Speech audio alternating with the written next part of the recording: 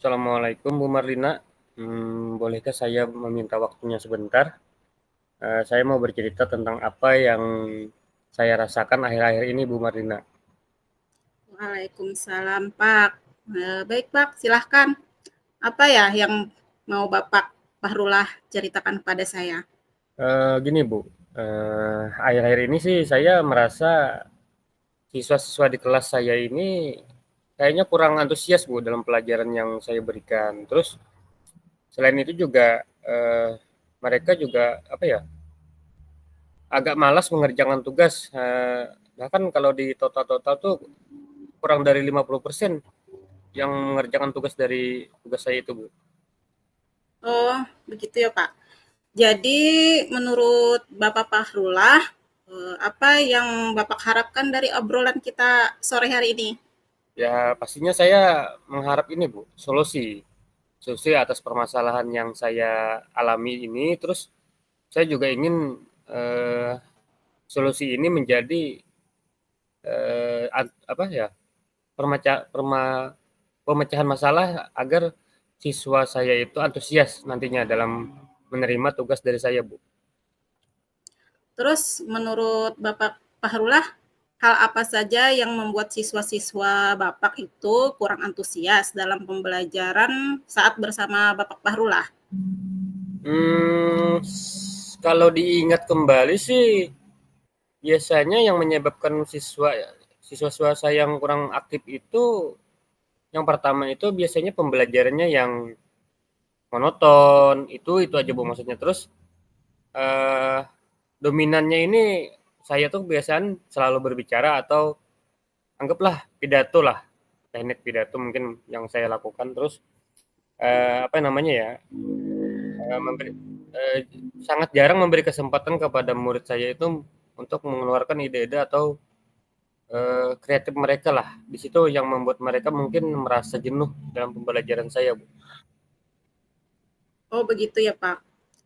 Kira-kira apa saja yang dapat membuat siswa Bapak itu agar antusias dalam pembelajaran nanti bersama Bapak? Eh, Gini ya, Bu. Mungkin ini ya perlu ditambahkan apa ya namanya ya itu ya. Biasanya kita eh, saya tambahkan dalam pembelajaran itu ada semacam permainan kah atau ice breaking mungkin ya gitu ya Bu. Boleh nggak? Wah, betul sekali, Pak. Saya sependapat nah dengan apa yang Bapak Fahrullah baru saja sampaikan.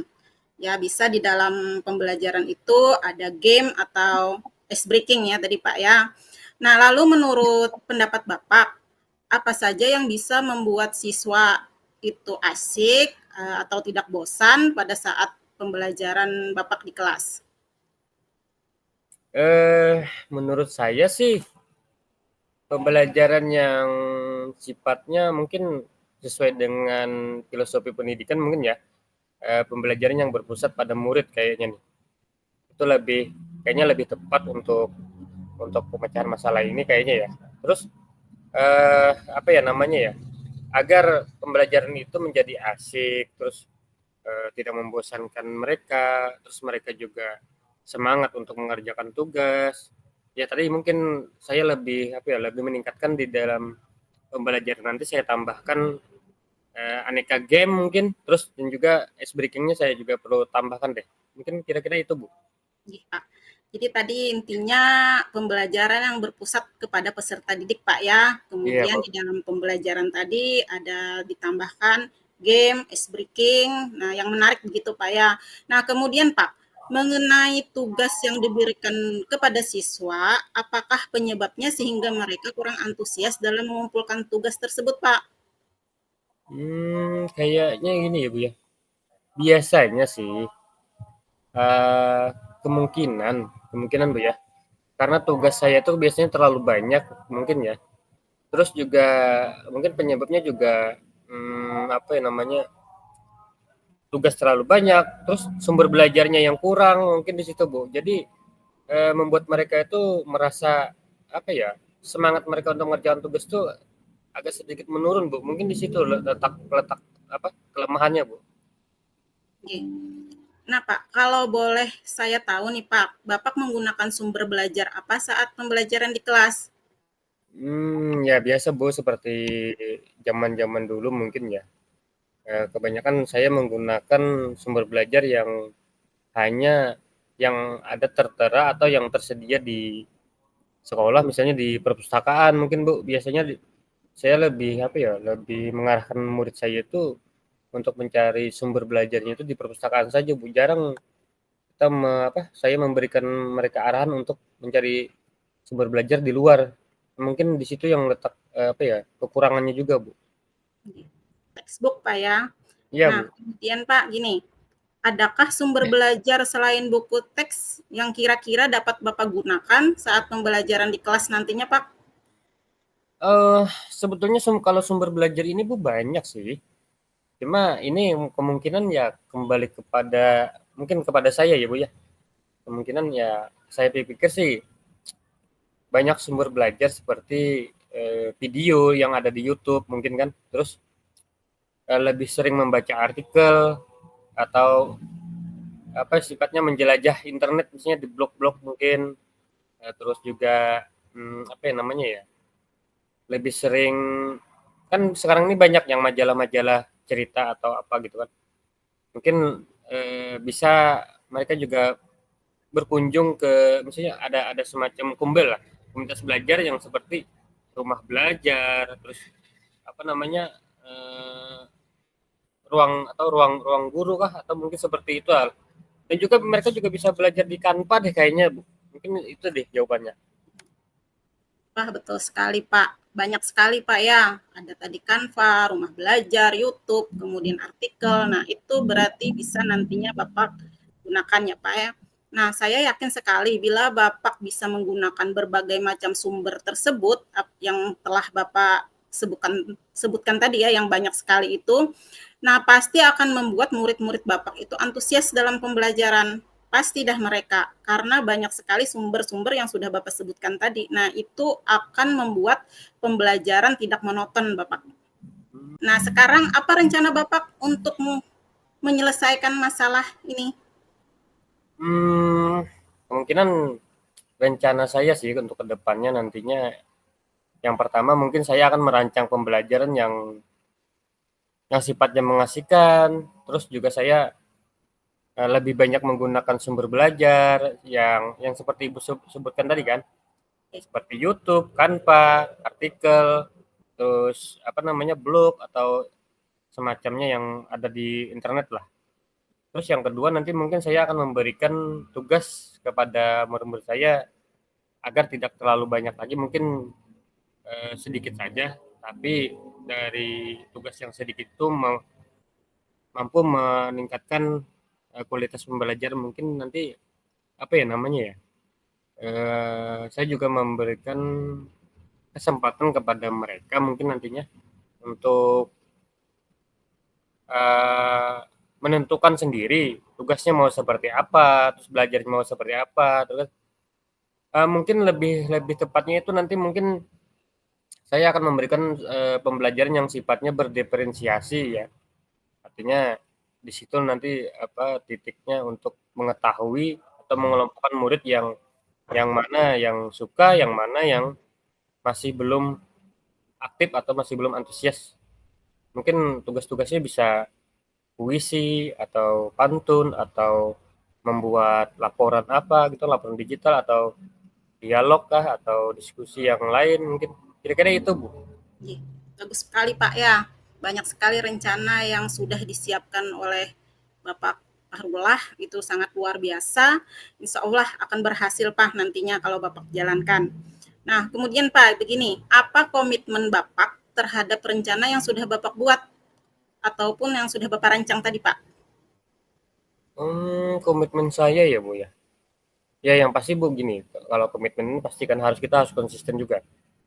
Kemungkinan bukan kemungkinan lagi ya, saya berkomitmen nih untuk selalu membuat rencana pembelajaran yang mengasihkan, kan, menggunakan banyak sumber belajar. Kemungkinan menggunakan sumber belajar ini kan kemungkinan untuk mengeksplorasi materi sehingga siswa yang kurang antusias itu menjadi antusias kan mungkinnya. Nah, terus juga nanti kemungkinan saya akan menjalankan yang namanya apa ya namanya? Menjalankan sistem pembelajaran itu yang merdeka belajar lah. Artinya memang benar-benar pembelajaran itu berpusat pada peserta didik. Yang mana sifatnya nanti kita lebih banyak mengupas atau berpatokan kepada platform Merdeka Mengajar mungkin di situ, Bu. Kita mungkin di situ mencari materinya di sana, terus mengadakan tugas-tugas juga mengambil dari sana. Mungkin lebih komitmen saya di situ deh, Bu, kayaknya untuk lebih mantapnya. Baik Pak, mantap sekali Pak. Nah, menurut saya itu sudah luar biasa, bagus sekali. Nah, saya sangat mendukung atas apa yang telah Bapak sampaikan ini. Banyak sekali rencana-rencana komitmen Bapak yang sudah Bapak siapkan, yang Bapak akan terapkan. Nah, mudah-mudahan semua berjalan dengan lancar ya Pak ya, dan sesuai dengan harapan Bapak Fahrullah. Terima kasih, Bu, Ibu Marlina, atas waktunya untuk sharing, terus berbagi pengalaman, terus mampu memberikan solusi atau mau mendengarkan apa yang saya perlu kesahkan kepada Ibu tentang eh, antusias murid saya. Okay? Mudah-mudahan kita semua bisa menjadi guru yang selalu dirindukan oleh siswa-siswa kita ya, Bu, ya. Amin. Amin. Terima kasih juga Pak Fahrullah sudah berbagi cerita dengan saya sore hari ini. Begitu banyak ilmu juga yang saya dapatkan juga dari Bapak. Bisa juga nanti buat saya ke depannya juga sudah rencana-rencana Bapak yang sangat luar biasa sekali.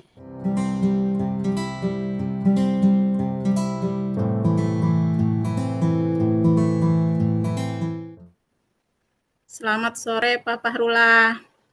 Maaf mengganggu waktunya nih. Bisakah Bapak meluangkan waktu kalau saya mau bercerita tentang apa yang saya rasakan akhir-akhir ini di kelas saya, Pak? Oh, boleh, Bu. Dengan senang hati nih. Apa yang mau Ibu ceritakan nih kepada saya? Mumpung saya Iya. ada waktu nih. Oke, terima kasih dulu Pak ya.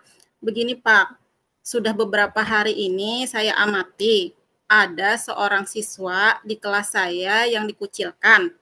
Nah, selain itu juga dia dimusuhi oleh teman-temannya. Sehingga siswa itu sekarang ini jadinya pendiam, kemudian sedih, bahkan kemampuan belajarnya juga menurun Pak dari biasanya. Oh, begitu ya, Bu. Jadi menurut Ibu, apa sih yang harus Ibu lakukan atau apa sih yang Ibu harapkan dari obrolan kita hari ini, Bu? Hmm, saya mengharapkan solusi Pak atas permasalahan saya di kelas ini. Tentang bagaimana mengambil langkah yang tepat dalam menangani permasalahan yang saya hadapi, Pak. Menurut Ibu, hal apa saja yang membuat siswa-siswa menjadi apa ya? Menjadi memusuhi atau sifatnya membullying mungkin ya, Bu, ya? Nggih. Atau mengucilkan satu orang murid di kelas tadi, Bu? Dari percakapan banyak siswa, Pak ya, yang saya tangkap itu mereka menganggap siswa itu suka mengadu-ngadu perilaku teman-temannya itu nah Pak kepada guru-guru. Nah, istilah anak sekarang itu namanya cepu, Pak. Oh, begitu ya, Bu, ya? Menurut pengamatan Ibu sendiri, Apakah memang satu siswa itu suka mengadukan perilaku ke teman-teman yang lain atau kepada ibu sendiri?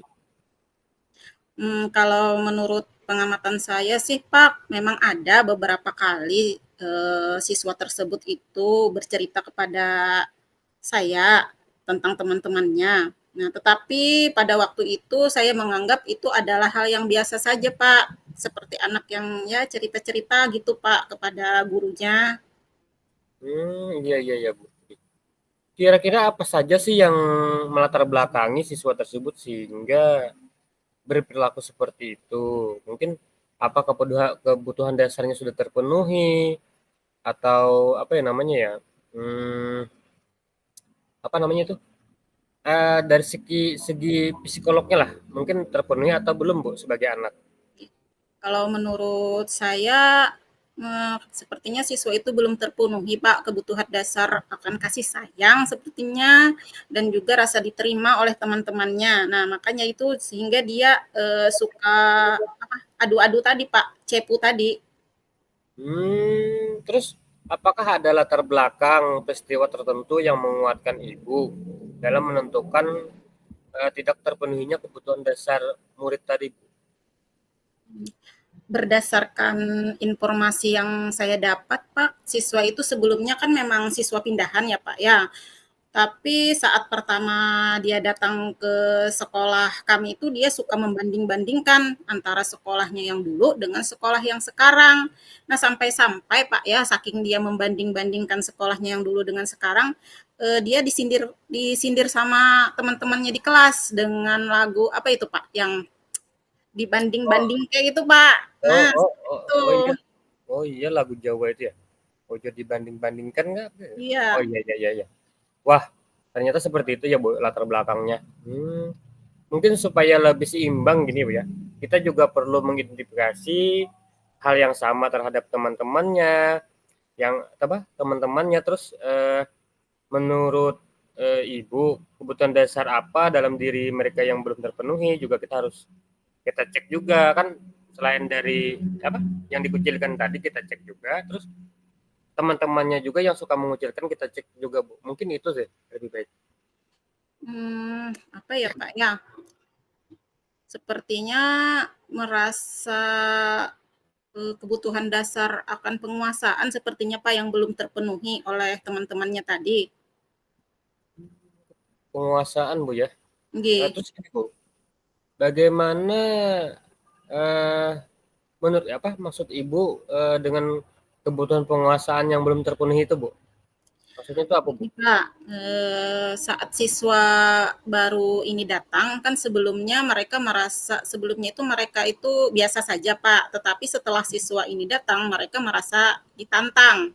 Seolah-olah Hmm. mereka tidak dapat pengakuan atas keberadaan diri mereka yang menurut mereka mereka itu sebelumnya dalam kondisi baik-baik saja, tetapi setelah si siswa baru ini datang, kan tadi dia suka membanding-bandingkan gitu Pak dengan sekolahnya yang dulu, sehingga Hmm. teman-temannya ini merasa ya tidak diterima gitu Pak, dalam tidak ada lah, tidak apa ya namanya Pak, maksudnya tidak dianggap ada oleh si siswa baru itu Pak.